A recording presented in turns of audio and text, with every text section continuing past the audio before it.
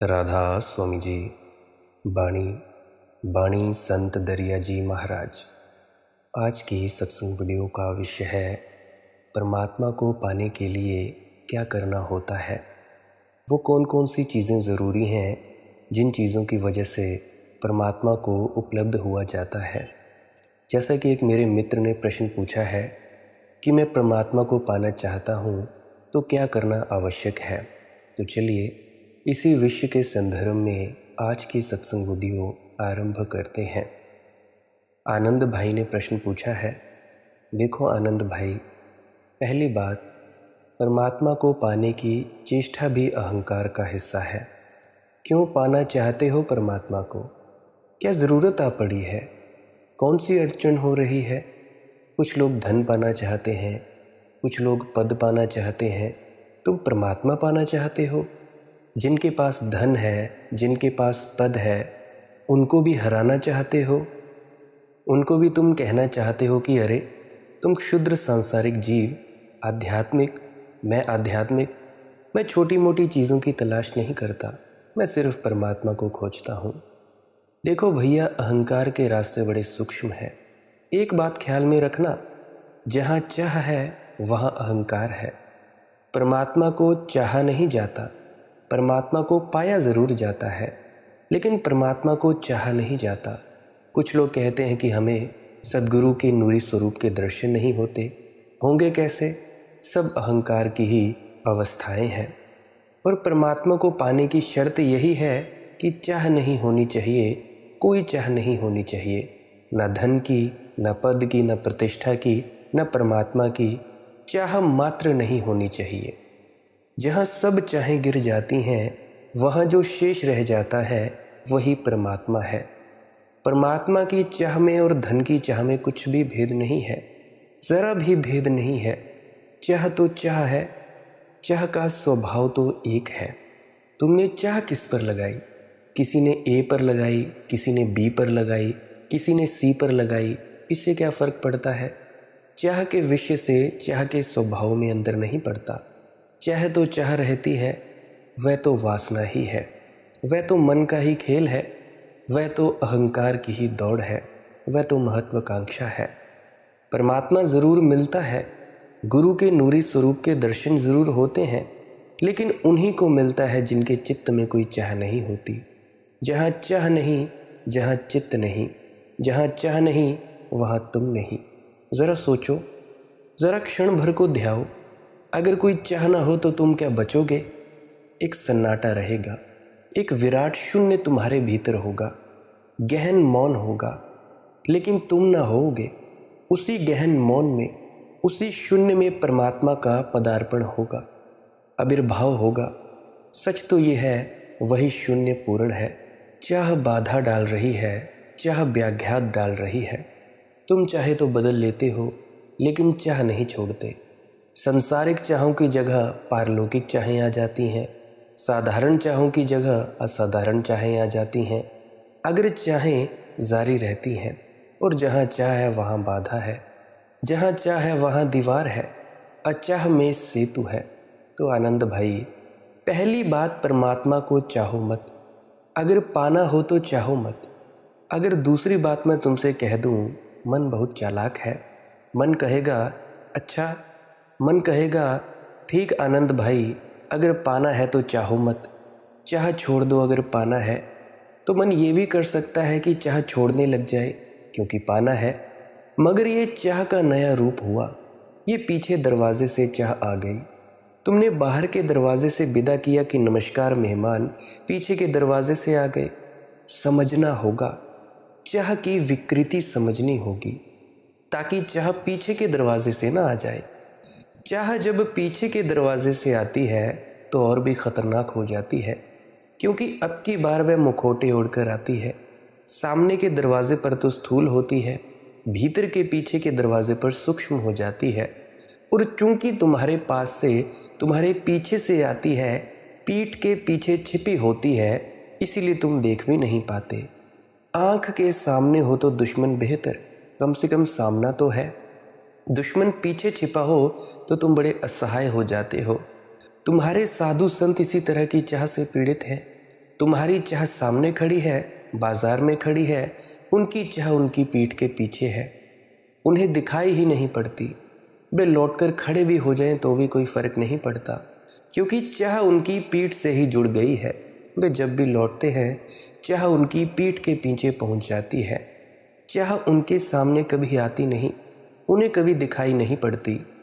तो दूसरी बात, कहीं चाह को ऐसे मत बचा लेना कि मैंने कहा कि अगर पाना है तो चाह छोड़नी होगी। मैं ये नहीं कह रहा हूँ। पाना घटता है जब चाह नहीं होती, छोड़ने को नहीं कह रहा हूँ। छोड़ोगे तो तुम तभी जब तुम्हें कोई और बड़ी चाह मिलने को हो, नहीं तो तुम छोड़ोगे कैसे। एक कांटे को निकालना हो तो दूसरे कांटे से निकालते हैं, और यही हालत चाह है। एक चाह निकालनी है, दूसरी चाह से निकालते हैं।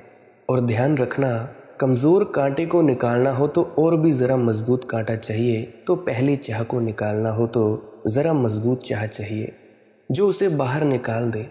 अगर दूसरी चाह में फंस गए तो भाई नहीं, चाह को समझना है, ना निकालना है ना त्यागना है, सिर्फ समझना है। चाह का स्वभाव समझना है कि चाह का स्वभाव क्या है, चाह करती क्या है। चाह कुछ काम करती है। पहली बात, तुम्हें कभी वर्तमान में नहीं जीने देती, हमेशा भविष्य में रखती है कल। चाह का अस्तित्व कल में है, और कल कभी आता नहीं है, इसलिए चाह कभी पूरी होती नहीं है। तुम आज हो, चाह कल है, इसलिए चाह तुम्हें अपने साथ ही एक नहीं होने देती, तोड़कर रहती है, तुम्हें खंडों में बांट देती है। सत्य अभी है, यही है, और चाह तुम्हें कल में अटकाए रखती है। ऐसे तुम सत्य से वंचित रह जाते हो, अस्तित्व से वंचित रह जाते हो, परमात्मा से वंचित रह जाते हो, अपने से वंचित रह जाते हो। द्वार है वर्तमान में और चाह टटोलती है भविष्य में। वहाँ सिर्फ दीवार है और दीवार है। चाह को समझो। चाह का अर्थ क्या है? चाह का अर्थ ये है कि तुम जैसे हो उससे संतुष्ट नहीं हो। तुम परमात्मा को क्यों चाहते हो? क्योंकि पत्नी से संतुष्ट नहीं हो, पति से संतुष्ट नहीं हो, बेटे से संतुष्ट नहीं हो, भाई से संतुष्ट नहीं हो, संसार से असंतुष्ट हो, इसीलिए परमात्मा को चाहते हो। तुम्हारे परमात्मा की चाह के पीछे सिर्फ तुम्हारा असंतोष छिपा है, और वहीं भूल हो गई। परमात्मा उन्हें मिलता है जो संतुष्ट हैं। परमात्मा उन्हें मिलता है जिनके जीवन में गहन परितोष है, जो ऐसे परितुष्ट हैं कि परमात्मा ने मिले तो भी चलेगा, मिले मिले ना मिले तो इतने परितुष्ट हैं कि परमात्मा ना मिले तो कोई अड़चन नहीं है। उनको परमात्मा मिलता है। परमात्मा का नियम करीब करीब वैसा है जैसे बैंक का नियम होता है। अगर तुम्हारे पास रुपए हैं, बैंक देने को राज़ी होता है। अगर तुम्हारे पास रुपए नहीं हैं, बैंक मुंह फेर लेता है कि रास्ता लो भैया, कहीं और जाओ। जिसकी साख है बाज़ार में, क्रेडिबिलिटी है, उसको बैंक रुपए देता है। क्रेडिट स्कोर देखा होगा आप सभी ने, पहले क्रेडिट स्कोर मापते हैं। उसको ज़रूरत नहीं है रुपए की, इसीलिए रुपए देते हैं। मुझे भी रोज़ाना मैसेजेस आते हैं बजाज फाइनेंस की तरफ से, HDFC बैंक की तरफ से, और भी न जाने कई कई बैंकों की तरफ से मैसेज आते हैं, कॉल्स आते हैं कि भाई ले लो लोन। जब मुझे चाहिए ही नहीं तो क्यों लूँ? ये बड़े अजीब नियम है, मगर यही नियम है। जिसको रुपए की कोई ज़रूरत नहीं, बैंक उनके पीछे घूमता है। बैंक के मैनेजर खुद आते हैं कि कुछ ले लें, फिर कुछ हमारी सेवा ले लें, और जिसको ज़रूरत है वह बैंकों के चक्कर लगाता है, उसे कोई देता नहीं। परमात्मा का नियम भी कुछ ऐसा ही है। तुम अगर संतुष्ट हो, परमात्मा कहता है ले ही लो मुझे, आ जाने दो मुझे भीतर। तुम्हारे संतोष में अपना घर बनाना चाहता हूँ। संतोष में ही तुम मंदिर होते हो, और मंदिर का देवता द्वार पर दस्तक देता है कि आ जाने दो। अब तुम राज़ी हो गए, अब तुम मंदिर हो, अब मैं आ जाऊं और विराजमान हो जाऊं। सिंहासन बन चुका, अब खाली रखने की कोई ज़रूरत नहीं है। लेकिन तुम हो असंतोष की लपटों से भरे हुए। मंदिर तो है ही नहीं, तुम एक चिता हो जो धू धू कर जल रही है। परमात्मा आए तो आए कहाँ? तुम कहते हो मैं परमात्मा को पाना चाहता हूँ। क्यों पाना चाहते हो? ज़रा कारणों में खोजो। अजीब अजीब कारण है। किसी की पत्नी मर गई, वे परमात्मा की तलाश में लग गए। किसी का दिवाला निकल गया, मुंह मुड़ाए बैठे वह सन्यासी बने बैठे हैं। अब दिवाला ही निकल गया है तो अब करना ही क्या है दुकान पर रहकर, अब सन्यासी होने का ही मज़ा ले लो। लोग ज़रा कारण तो देखें कि किस लिए परमात्मा को खोजने निकलते हैं। तुमने देखा, जब तुम दुख में होते हो तब परमात्मा को याद करते हो, जब तुम सुख में होते हो तब बिल्कुल भूल जाते हो। और मैं तुमसे ये कहना चाहता हूँ कि सुख में पुकारो तो आए, दुख में पुकारो तो नहीं आएगा, क्योंकि दुख की पुकार ही झूठी है। दुख की पुकार सांत्वना के लिए है, सहारे के लिए है। दुख की पुकार में तुम परमात्मा का शोषण कर लेना चाहते हो, उसका उपयोग कर लेना चाहते हो, उसकी सेवा लेना चाहते हो। तब तुम सुख से भरो, तब पुकारो। मैं हर किसी व्यक्ति से ये कहना चाहता हूँ जो भी मेरी सत्संग वीडियो सुनता है कि जब तुम आनंदित हो तब अरदास या प्रार्थना करो। दुख को क्या उसके द्वार पर ले जाना, द्वार दरवाजे बंद करके दुख को रो लेना, क्या परमात्मा को चरणों में चढ़ाना उसे। हाँ, जब आनंद उठे, मग्न भाव उठे तो नाचना, तो भाई अपने पहन लेना पैरों में घूंघर, तो दे देना थाप मृदंग पर। उत्सव में उससे मिलन होगा, क्योंकि उत्सव में ही तुम अपनी पराकाष्ठा पर होते हो। उत्सव के क्षण में ही तुम्हारे भीतर के सारे द्वंद्व चले जाते हैं, तुम निर्द्वंद होते हो। उत्सव के क्षण में ही तुम्हारे भीतर दिया जलता है, रोशनी होती है। और जो उत्सव से भरा है उससे कौन गले नहीं लगाना चाहता। परमात्मा भी उससे गले लगाना चाहता है जो उत्सव से भरा है।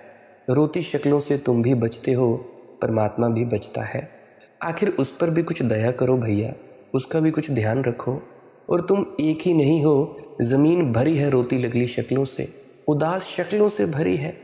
परमात्मा इनसे बचता है। मैं तुमसे कह देना चाहता हूँ, ये जहाँ पहुँच जाते हैं परमात्मा वहाँ से भाग निकलता है जो रोती शक्लें लेकर आते हैं। परमात्मा तो वहाँ आता है जहाँ कोई गीत गूंजता है, कहीं नाच लेता है, कहीं वीणा के स्वर छेड़ देते हैं। परमात्मा तो वहाँ जाता है जहाँ मौज तरंगे लेती हैं। परमात्मा तो वहाँ आता है जहाँ प्रेम हिलोरें लेता है। परमात्मा तो वहाँ आता है जहाँ तुम्हारी आत्मा का कमल खिलता है। परमात्मा अपने से आ जाएगा, तुम चिंता ही ना करो। तुम मत परमात्मा को खोजो, मैं तुम्हें एक ऐसी राह बताता हूँ कि परमात्मा तुम्हें खोजे। और तब मज़ा और है, खोज सकता है परमात्मा तुम्हें। तुम शांत हो जाओ, आनंदित हो जाओ, प्रफुल्लित हो जाओ, मस्त हो जाओ, खोजना ही पड़ेगा उसे तुम्हें। साधना देवत्व की करता रहा मैं, पर हृदय का शून्य ही भरने ना पाया। नील अंबर के निलय का रह गया सधान करता, प्रश्न के उत्तर न आया, रह गया अनुमान करता। मन दुर्भावनाओं में फंसा अस्तित्व कहकर, मूर्ता मेरी स्वयं ही छल गई व्यक्तित्व बनकर। बांछना अखिलत्व ही करता रहा मैं, किंतु सबसे प्यार करना ही ना आया। छोड़ो परमात्मा की फिक्र, खोजो भी कहाँ उसे, उसका पता ठिकाना भी तो नहीं है, उसके रंग रूप का भी तो कोई निर्णय नहीं है। मिल भी जाए अचानक तो पहचानोगे कैसे। कोई तस्वीर नहीं है उसकी, कोई आकृति नहीं, आकार नहीं उसका, कोई नामधान नहीं है उसका। कहाँ जाओगे, कैसे तलाशोगे, किससे पूछोगे। है तो सभी जगह है, तो फिर खोजने की कोई ज़रूरत नहीं है। और नहीं है तो कहीं भी नहीं है, तो फिर भी खोजने की कोई ज़रूरत नहीं है। खोजने का कोई सवाल ही नहीं है।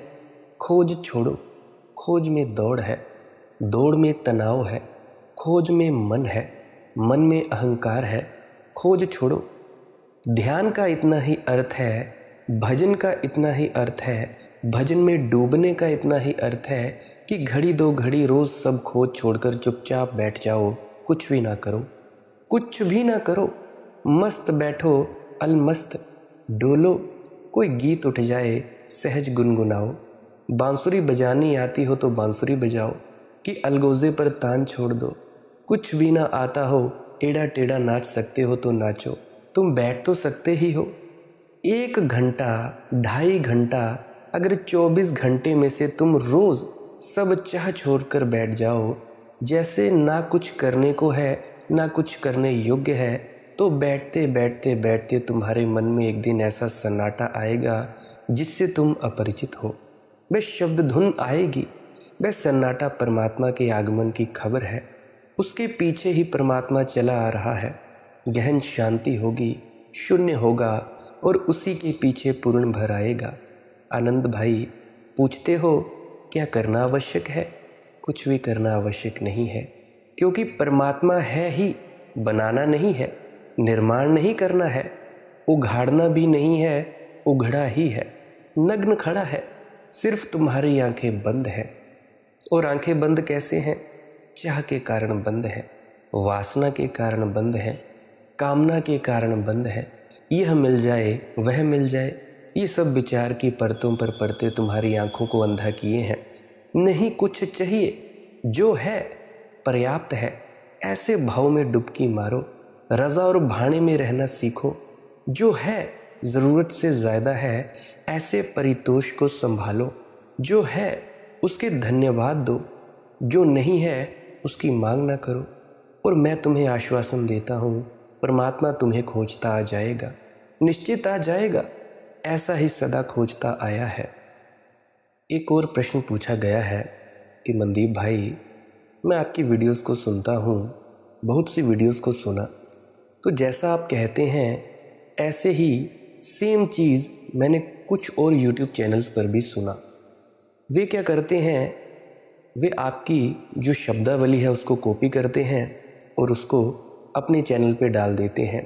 और सबसे बुरा मुझे तब लगता है जब आपके विचारों को अपना कहकर बताते हैं और फिर इतराते हैं। ऐसे तथाकथित प्रतिभाशालियों के पाखंड को सहा नहीं जाता तो क्या करें? देखो भैया, ये स्वाभाविक है, इससे चिंतित होने की कोई आवश्यकता नहीं है। इस तरह परोक्ष रूप से वे मुझे स्वीकार कर रहे हैं। अभी परोक्ष किया है स्वीकार, हिम्मत बढ़ते बढ़ते किसी दिन प्रत्यक्ष भी स्वीकार कर सकेंगे। और ऐसे धोखे कितने दिन दे सकते हैं? बहुत सी वीडियोस में मैंने बहुत कुछ बोला है, तो कब तक ये धोखा चला सकते हैं? इसकी चिंता ना करो। और ये बिल्कुल स्वाभाविक है, जब भी कोई चीज़ लगती है लोगों को आकर्षित कर रही है तो उसकी नकलें पैदा होनी स्वाभाविक है। असली सिक्के हैं, इसीलिए नकली सिक्के होते हैं। असली सिक्के ना हो तो नकली सिक्के भी मिट जाएं। और ज़रूर है कि वे मेरा विरोध भी करते होंगे, मुझे गालियाँ भी निकालते होंगे, और फिर मेरी बातों को दोहराएं तब तो बिल्कुल पकड़े जाएं। तो पहले विरोध करते हैं वो मुझे यूट्यूब चैनल पर, ताकि एक बात साफ़ हो जाए कि वे मेरे विरोधी हैं। वे मुझे कहते हैं कि मैं संत मत की असली शिक्षा के बारे में बताता नहीं हूँ। वे कहते हैं, कहेंगे, ताकि कोई शक भी ना हो कि वे जो कह रहे हैं वह घूम फिर कर मेरी ही बात कह रहे हैं। देखो भाई, मैं जो कह रहा हूँ उसका मेरे साथ एक तारतम्य है, उसका एक तालमेल है। मैं जो कह रहा हूँ वे वीणा के तार हैं। उन तारों को लेकर तुम किसी और वाद्य में जोड़ दोगे, बेसुरे हो जाएंगे, फूहड़ हो जाएंगे। मैं जो कह रहा हूँ वह एक पूरी जीवन दृष्टि है, एक पूरा जीवन दर्शन है। उसमें से तुमने कुछ भी टुकड़े निकाले, चाहे वे टुकड़े कितने ही प्रीतिकर लगते हों, उनके संदर्भ में उनको अलग किया तो वे बेजान हो जाएंगे। तुम्हें एक बच्चे की आंखें बड़ी प्यारी लगती हैं, शांत, निर्मल और निर्दोष लगती हैं।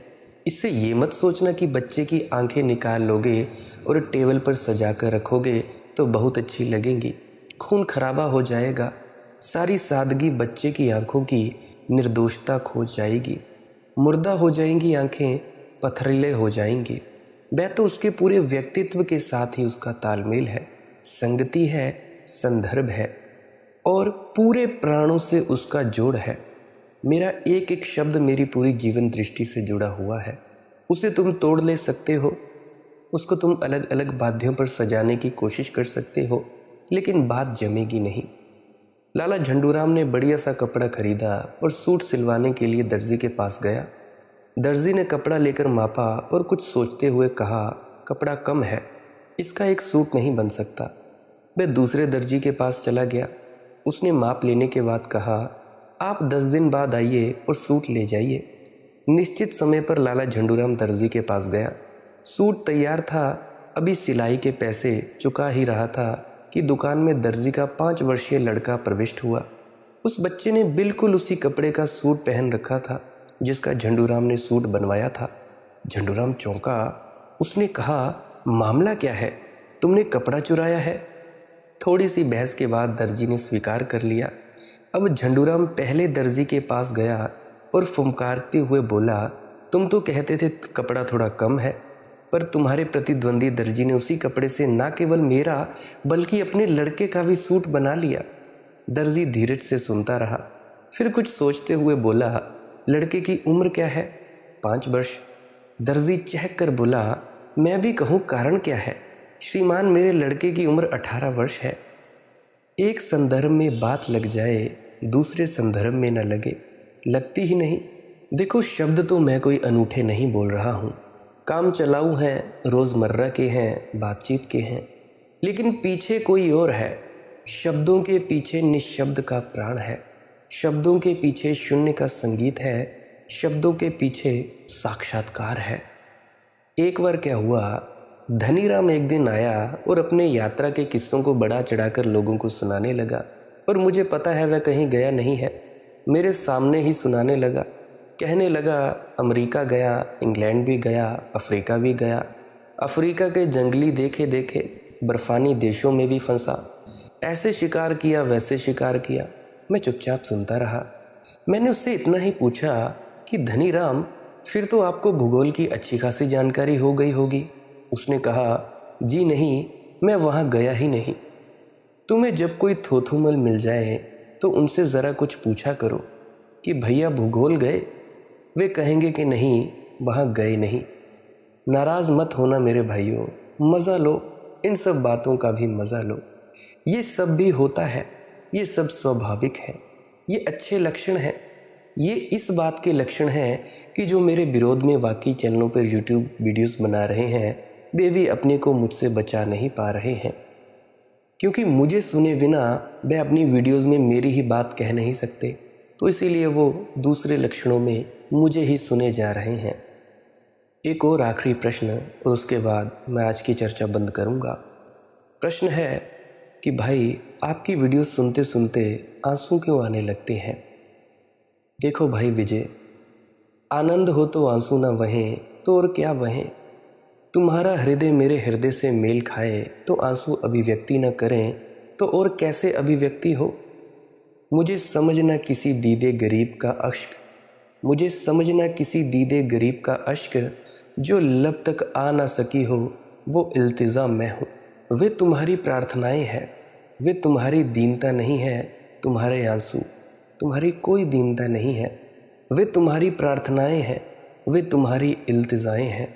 तुम्हारा हृदय कुछ निवेदन करना चाहता है, शब्द नहीं मिलते, भाषा छोटी पड़ जाती है, कैसे कहो, आंखें गीली हो जाती हैं। वह गीलापन तुम्हारे प्रेम का प्रतीक है।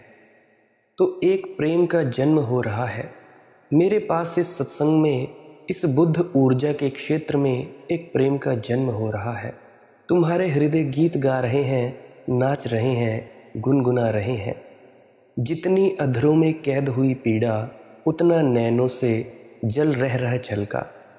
प्रेम की एक सघन पीड़ा तुम्हारे भीतर इकट्ठी हो रही है, और जब बादल सघन होते हों तो बरसेंगे। आंसू से ज़्यादा बहुमूल्य अभिव्यक्ति का कोई उपाय नहीं है। प्रेम को जितनी सरलता से, जितनी सुगमता से आंसू कह जाते हैं और कोई नहीं कह पाता है। तो भाई विजय, शुभ हो रहा है, सद्भाग्य है। अभागे हैं वे जिनकी आंखें गीली नहीं हो पाती। अभागे हैं क्योंकि उनके हृदय गीले नहीं हैं, अभी उनके हृदयों में शुद्धता नहीं आ पाई है, तो वे सभी अभागे हैं। देखो, प्रेम है क्या? प्रेम का क्या अर्थ होता है? प्रेम का अर्थ है दूसरे को अपना इतना बना लेना कि कुछ छिपाने को ना रहे, दूसरे को अपना इतना मना लेना कि जैसे वह तुम ही हो। अब उससे छिपाना क्या? अगर तुम अपने प्रेमी से कुछ छिपाते हो तो भी प्रेम में फासला है। कुछ भी हो, वह छिपाना चाहे कुछ भी हो, अगर तुमने अपने प्रेमी के सामने सब खोल दिया है, सब बेशर्त, कुछ भी छिपाया नहीं है, तो ही तुम्हारे जीवन में वह घटना घटेगी जिसको प्रेम कहते हैं। नहीं तो तुम अपनी सुरक्षा तैयार किए हुए हो। प्रेमी से भी तुमने बहुत सी बातें छिपा रखी हैं। और बड़े मज़े की बात है, अक्सर ऐसा हो जाता है कि तुम अजनबियों से ऐसी बातें कह देते हो जो तुम प्रेमियों से छिपा रखते हो। ट्रेन में चलते हो, ऐसे ही कोई ऐरा गैरा आदमी रास्ते में मिल जाता है, उससे तुम ऐसी बातें कह देते हो जो कभी तुम अपनी माँ से नहीं कह पाते, अपने पिता से नहीं कह पाते, अपनी पत्नी को कभी नहीं कही।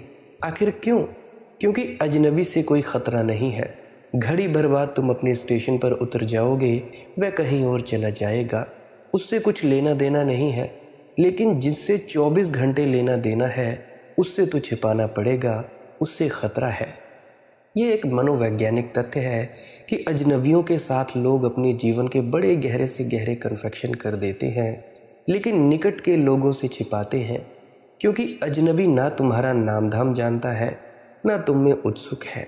तुम कहते हो तो इसीलिए सुन लेता है कि चलो ठीक है, सफ़र है, साथ बैठे हैं तो सुन लो, अन्यथा तुम छिपाए रहते हो। झंडूराम एक यात्रा पर जा रहा था और जैसा कि पति जानते हैं, उसने अपनी पत्नी से कहा कि बहुत ज़रूरी काम है, 3 दिन में निपट जाएगा, ऐसा आशा करते हैं। काम धंधे की बात है, ना भी निपटे, ज़्यादा समय भी लग जाए तो मैं तुम्हें वहाँ से काट डाल दूँगा कि कितनी देर और रुकना पड़ेगा। पत्नी ने कहा, तुम फिक्र मत करो, तुम्हारे कोट में से कार्ड निकाल कर मैंने पढ़ लिया है। वह मिल गया कार्ड कि तुम 15 दिन के पहले लौटने वाली नहीं हो और ये कोई धंधे की यात्रा नहीं है। पति है, पत्नी है, मित्र हैं, पिता है, बेटे हैं, एक दूसरे से बहुत कुछ छिपा रहे हैं। उसी छिपाने में प्रेम मर जाता है, क्योंकि प्रेम किसी तरह की गुप्तता नहीं रखता। प्रेम चाहता है प्रकटता, प्रेम चाहता है सहजता, प्रेम चाहता है खुला आकाश। इसीलिए तुम प्रेम को रोक सकते हो, ला नहीं सकते। ऐसे ही जैसे कोई अपना दरवाज़ा बंद कर ले, सूरज बाहर रह जाएगा, भीतर नहीं आ सकेगा। तुम कोई सूरज को भीतर थोड़े ही ला सकते हो, इतना ही कर सकते हो कि दरवाज़ा खोल दो, सूरज अगर है तो भीतर आ जाएगा। प्रेम को कोई पैदा नहीं कर सकता, प्रेम तो परमात्मा से अवतरित होता है, प्रेम तो परमात्मा की रोशनी है। तुम इतना ही कर सकते हो कि या तो दरवाज़ा बंद करके भीतर छिप जाओ या दरवाजे खुले छोड़ दो ताकि प्रेम चला आए, जब भी चाहे चला आए। लेकिन डर है, भय है और दुष्ट चक्र ये है कि जितना तुम भयभूत हो उतना ही प्रेम ना आ सकेगा। दरवाजे तुम बंद रखोगे और जितने तुम दरवाजे बंद रखोगे उतने ही तुम भयभीत होते जाओगे। यह दुष्ट चक्र है, इससे पार होना बड़ा मुश्किल मामला है, क्योंकि कहाँ से शुरू करें। जितना तुम अपने भीतर अपने को बंद रखोगे, प्रेम नहीं आ सकेगा, उतने ही ज़्यादा तुम भयभीत होने लगोगे, क्योंकि प्रेम ही एकमात्र अभय है। प्रेम में ही तुम पहली दफ़ा जानते हो कोई मृत्यु नहीं है। प्रेमी मर जाते हैं, प्रेम नहीं मरता। तो प्रेमी तो रूप थे, प्रेम ही था जो रूपायत हुआ था। मैं नहीं रहूँगा, तुम नहीं रहोगे, लेकिन जो हम दोनों के बीच घट रहा है वह बचेगा, वह घटता ही रहेगा। किनारे खो जाते हैं, सरिता बचती है। ज्ञानी ज्ञाता खो जाता है, ज्ञान बचता है। प्रेमी प्रेसी खो जाती है, प्रेम बचता है। प्रेम ही अनेक अनेक बार रूप लेता है, प्रेमी के और प्रेयसी के, ज्ञाता के और ज्ञ के। परमात्मा जीवन की ऊर्जा है, वह बचती है। सब रूप बनते हैं, मिटते हैं। तुम भयभीत रहोगे ही जब तक तुमने प्रेम को नहीं जाना, क्योंकि प्रेम में ही तो पहली दफ़ा तुम्हें पता लगेगा, आ जाए मृत्यु कुछ भी मिटेगा नहीं। आज आना हो तो आज आ जाए, क्योंकि जो पाना था वह पा लिया गया। प्रेम का एक क्षण बिना प्रेम के जिए हजारों जीवनों से बड़ा है। प्रेम का एक क्षण अनंत है। अगर तुमने एक क्षण को भी प्रेम जान लिया तो तुम मौत से कह सकते हो, अब आ जाओ, अब कोई अड़चन नहीं है। जो होना था हो गया, जो पाना था पा लिया, और वह समाधि जान ली जो मृत्यु के पार है। अब तुम आ जाओ, अब तुम्हारे आने से कुछ भी मिटेगा नहीं। तो भाई, ये सब प्रेम की बातें हैं। प्रेम जन्मता कैसे है? प्रेम जन्मता है भजन और सिमरन करने से, ध्यान की गहनतम गहराइयों में जाने से जन्मता है प्रेम। प्रेम में आंसू भी आते हैं, हृदय गीला होता है, पीड़ा होती है और मिलने की चाहत भी होती है। तो भजन सिमरन क्या है? सिमरन में हम शब्दों का जाप करते हैं 2 घंटे एकाग्रता पाने के लिए, और जब एकाग्रता हो जाती है तब हम क्या करते हैं? तब हम भजन के लिए बैठते हैं, शब्द धुन को सुनने के लिए। सिमरन में क्या करते हैं? शब्दों का जाप करते हैं, दोनों आँखों के बीच में ध्यान रखते हैं, और हम अपने सद्गुरु का ध्यान करते हैं, उनके स्वरूप का। भजन में क्या करते हैं, सिमरन के शब्दों को जपना छोड़ देते हैं, ध्यान वहीं दोनों आंखों के बीच में, सद्गुरु का ध्यान भी नहीं करते हैं उस वक्त, और उस वक्त सिर्फ शब्द धुन को सुनते हैं। दाएं कान से या माथे के बीच में या सर की चोटी में से जो आवाज़ सुनाई देती है उसी में लीन हो जाते हैं। इसी को कहते हैं भजन और सिमरन करना। जो व्यक्ति नामदानी सज्जन नहीं है उनके भीतर भी ऐसी घटना घटती है। वो क्या कर सकते हैं, चुपचाप मौन होकर चौकड़ी मारकर आलती पालती मारकर बैठ सकते हैं और आते जाते विचारों को देख सकते हैं। ध्यान दोनों आंखों के बीच में, विचारों का निरीक्षण करना है, दूर से देखना है, और जब थोड़ी सी एकाग्रता आ जाए तो चुपचाप उसी दशा में बैठे रहें। और अगर दाएं कान से शब्द धुन सुने तो उसको सुनना है, अगर नहीं सुने तो चुपचाप मौन होकर बैठे रहना है। अगर आपकी किसी की उम्र नहीं हुई है तो भाई आप सभी इंतज़ार कर सकते हैं, क्योंकि मैंने देखा है कि बहुत से छोटी छोटी उम्र वालों को शब्द धुन बड़ी ज़ोर से सुनाई देती है और वो ऊपर की तरफ खींचती है। देखो भाइयों और बहनों, मेरे साथ भी ऐसा ही हुआ था। मेरी उम्र कोई 15-16 साल थी जब मुझे शब्द धुन स्पष्ट सुनाई देने लग गई थी। मैं बहुत परेशान था, बिल्कुल ही परेशान था कि भाई ये क्या हो रहा है। तो मुझे कोई बताने वाला था नहीं, तो इसीलिए अब मेरी उम्र जो है, मुझे पता है कि आप लोग किस परिस्थितियों से जूझ रहे हो। कोई भी जो छोटा है, कम उम्र में जिसको शब्द धुन सुनाई देने लग गई है, डरे ना, उनको सभी को सद्गुरु का सहारा है। जिन जिन गुरु को पर भी आपका विश्वास है उस गुरु का आप ध्यान कर सकते हैं, जिनकी उम्र छोटी है या शब्द धुन सुनने लगी हो। गुरु प्यारी साध संगत जी, आज के लिए बस इतना ही। अगर मेरे किसी मित्र या परिजन का कोई प्रश्न है तो आप जी पुरानी वीडियोस को अवश्य सुनें। मुझे आशा है कि आपकी पुरानी वीडियोस सुनकर आपके प्रश्नों के जवाब मिलेंगे। अगर फिर भी ना मिले, कोई ऐसा प्रश्न हो जो आपको पूछ सकते हो और आपको उसका जवाब ना मिला हो, कमेंट सेक्शन में लिख सकते हैं। इंस्टाग्राम, टेलीग्राम, फेसबुक, वहाँ पे सर्च करें माली की मौज सत्संग। वहाँ पे आप मैसेज के माध्यम से प्रश्न पूछ सकते हैं और बातचीत कर सकते हैं। अगर आप जी कोई सत्संग वीडियो से थोड़ा सा भी कुछ समझने को मिला है, सीखने को मिला है, तो आप जी सत्संग को लाइक कर सकते हैं, अन्यथा डिसलाइक कर सकते हैं। रोज़ रोज़ ऐसे ही सत्संग सुनने के लिए सब्सक्राइब कर सकते हैं इस चैनल को, अन्यथा आप डेली सर्च कर लीजिएगा माली की मौज सत्संग। तो जो भी नया सत्संग मिलेगा सुबह 6 बजे से लेकर शाम के 6 बजे तक आप जी सुन सकते हैं। अगर किसी दिन आपको सत्संग ना मिले तो मैं उसके लिए क्षमा प्रार्थी हूँ, माफ़ी चाहता हूँ आपसे, क्योंकि कई बार कुछ काम होते हैं इसीलिए सत्संग नहीं हो पाता है। मैं भी एक गृहस्थ आदमी हूँ, तो गृहस्थी में आप लोग सभी जानते हैं कि कितने काम होते हैं, कितने धंधे होते हैं। फिर भी परमात्मा वक्त दे देता है कि आप जी को सत्संग सुनाया जाए, परमात्मा की तरफ से कुछ बोला जाए। आज के लिए बस इतना ही। आप मुझे इतना प्रेम प्यार देते हो, आपका बहुत बहुत धन्यवाद। अंत में आपके भीतर बैठे परमात्मा को प्रणाम करता हूँ। मेरा प्रणाम स्वीकार करें। राधा स्वामी जी।